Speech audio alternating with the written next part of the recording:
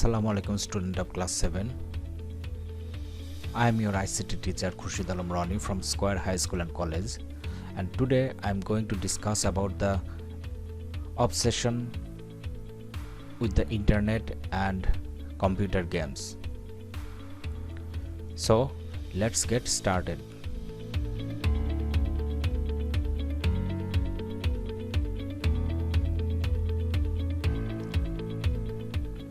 In 2009, two people were arrested in China. They were husband and wife. They were arrested because they sold their children. In 3 different times, they sold their 3 children for $9,000. The Chinese couple did not sell their children for insolvency. They sold them to pay for online game. Both of them developed an obsession with playing an online computer game called MMO, that is massively multiplayer online game, and the obsession was so acute that they sold their children to pay for it. It was very unusual incident. When it was focused in the media, the whole world was perplexed. Panic gripped the people as they realized that the computer game might develop a serious obsession and snatch away our sense of proportion. We should remember that being fond of anything is a very usual instinct of human beings, and life becomes beautiful as we adore beauty. But obsession is completely a different thing, a negative aspect of nature. When something becomes an obsession with someone, reason doesn't work for him. Drug is the most significant example. When someone gets addicted to drug, he fails to come out of its dreadful infatuation. He destroys himself and makes the family life hell. Similarly, the obsession with computer games may be same as drug addiction. Those who are playing computer games now and will play in future should remember one thing, that you will just enjoy the game, not be obsessed with it. Now, how will you understand whether you have developed an obsession with anything or not? It is not very hard to find out. When you will notice someone crossing the limit of any work, it can be identified as an addiction. In our country, different satellite channels broadcast cartoons on television throughout 24 hours. The kids enjoy these animated films, and as soon as it is over, they concentrate on their other essential work. But if it happens that they all the time watch cartoons and other family members cannot watch anything, it is evident that they are going to develop an obsession with animation. Some parents do not have any clear idea about the danger ahead of their kids,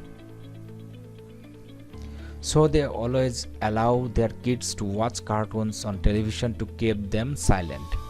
Thus, they develop an obsession with cartoons, and it hinders the mental as well as the intellectual growth of the kids. The children cannot only be obsessed with cartoons or computer games, but also be addicted to a particular type of food. Some days ago, it is known through the newspaper that a woman of Britain can eat nothing except pizza. She has been eating this item of fast food since the last 31 years at breakfast, lunch, and dinner. It's an addiction too. So, you will be very careful about not being addicted to anything. If you are obsessed with anything, it is difficult to get rid of it. Once the word addiction was used to describe the habit of gambling and abusing drugs. Perhaps you will be surprised at hearing that the excessive use of computer is regarded as an addiction. Even those who keep themselves busy most of the time with browsing the web are suffering from a kind of disorder. A new jargon IAD, that is Internet Addiction Disorder, is coined for these addicts. Today, most of the people use the computer, so they should clearly understand the difference between the essential use and addiction. When someone spends maximum time on the computer, it is obvious that he is going to develop an obsession that harms his study. It will equally harm his health if his addiction increases and if he does not take rest or sleep in time. As people bear a good notion of computer, they do not clearly understand their children getting addicted to it. Going beyond the limit of anything is bad, and it is true for the users of computers too. Now, what are the harmful effects of the obsession with the computer use? Some damages are very evident. The growing up children need physical exercise and outdoor games, but if they remain busy with the computer, inclining their heads, then it hinders their physical growth. An obsessed user of the computer cannot think beyond this machine. He not only spends time but also compels his parent to spend money behind it.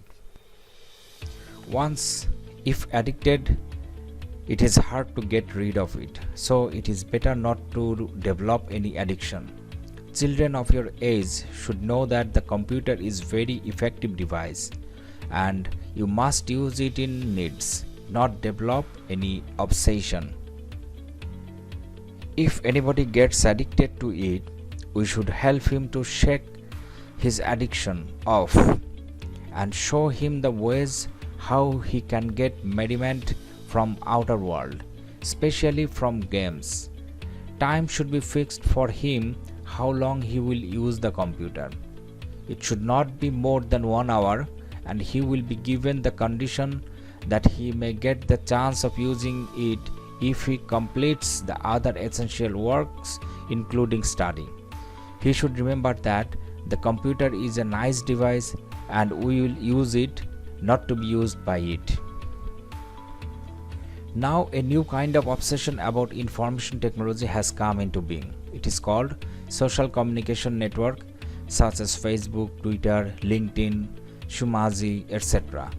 Crores of people of the world use Facebook.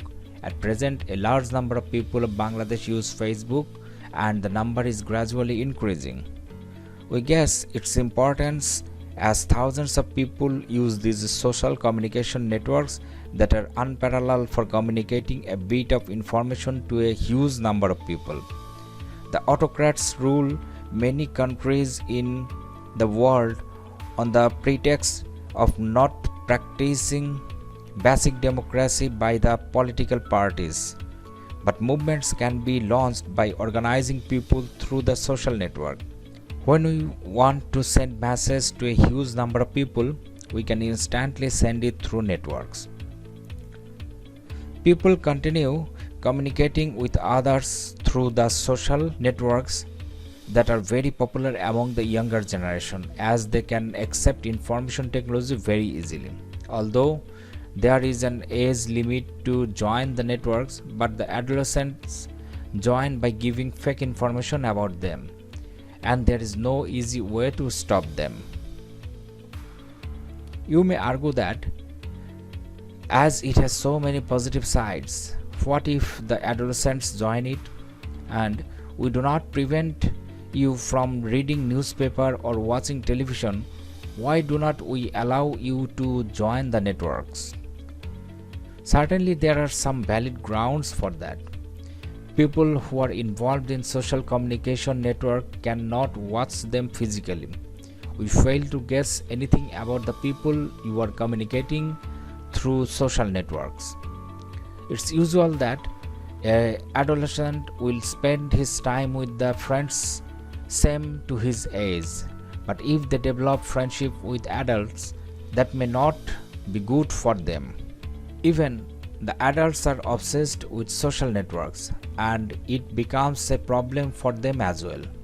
They can spend hours exchanging views with familiar, little familiar, or even unfamiliar people by using the network, which has made the whole process very convenient.